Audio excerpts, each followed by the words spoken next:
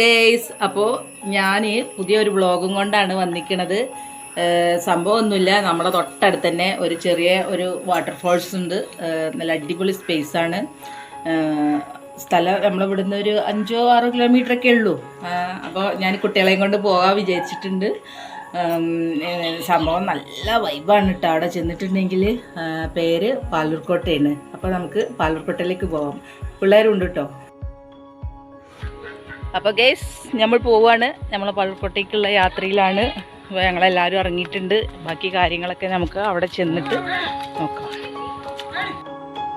ഇതിനൊരു ചരിത്രം പറയാനുണ്ട്. ടിപ്പുവിൻ്റെ പടയോട്ടം മലബാറിൽ ആഞ്ഞടിച്ചപ്പോൾ ഒരു ഒളിത്താവളമായിട്ടാണ് ടിപ്പു ഈ പാലൂർക്കോട്ട ഉപയോഗപ്പെടുത്തിയിരിക്കുന്നത്. അതുകൊണ്ടാണ് ഇതിന് കോട്ട എന്നൊരു പേരും കൂടി വന്നിട്ടുള്ളത്. ഇവിടെ ഒരു കോട്ട നിർമ്മിക്കാൻ ടിപ്പു പദ്ധതി ഇടുകയും ചെയ്തിരുന്നത്രേ. എന്നാൽ ഒരു തുരങ്കം നിർമ്മിക്കാനുള്ള ഒരു ശ്രമവും നടത്തിയിരുന്നു. എന്നാൽ ഉയരം കൂടിയ പ്രദേശമായതിനാൽ ഇവിടേക്ക് ശത്രുക്കൾ വരാൻ സാധ്യത കുറവായിരുന്നു. ഇത് മുൻകൂട്ടി കണ്ടുകൊണ്ടാണ് ടിപ്പു ഇതിന് മുകളിൽ ഒരു കോട്ട നിർമ്മിക്കാനും ഒളി സങ്കേതം അതായി തിരഞ്ഞെടുക്കാനും ഒക്കെ കാരണം. എന്നാൽ ഇപ്പോൾ ഇതിൻ്റെ അവശിഷ്ടങ്ങളൊന്നും ഈ ഭാഗത്തൊന്നും കാണുന്നില്ല കേട്ടോ. മുകളിലൊരു വലിയ തടാകമുണ്ട്. അതിൽ നിന്നുള്ള വെള്ളം നിറഞ്ഞിട്ട് ഒഴുകുന്ന കാഴ്ചയാണ് നമ്മൾ ഈ കാണുന്നത്. നല്ല ഭംഗിയുള്ള കാഴ്ചയാണ്. മനസ്സിന് കുളിരേകുന്ന നല്ലൊരു കാഴ്ച തന്നെയാണ്. ഒരുപാട് ആൾക്കാർ ദൂര സ്ഥലങ്ങളിൽ നിന്നൊക്കെ വരുന്നുണ്ട് കാഴ്ച കാണാൻ. പിന്നെ അതുപോലെ തന്നെ കുട്ടികൾക്കൊക്കെ നല്ലൊരു ഇഷ്ടപ്പെട്ട പ്ലേസും കൂടിയാണ്.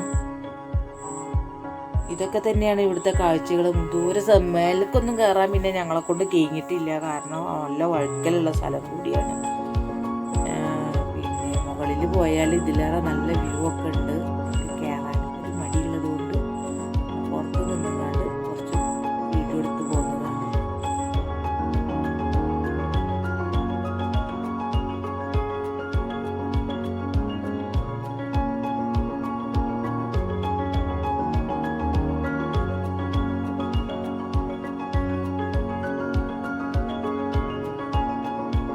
കാഴ്ചകളൊക്കെ കണ്ടു. ഇനി ഞങ്ങൾ വീട്ടിൽ പോവുകയാണ്. നേരെ കുറച്ചൊക്കെ ഇരുട്ടായി തുടങ്ങുന്നുണ്ട്.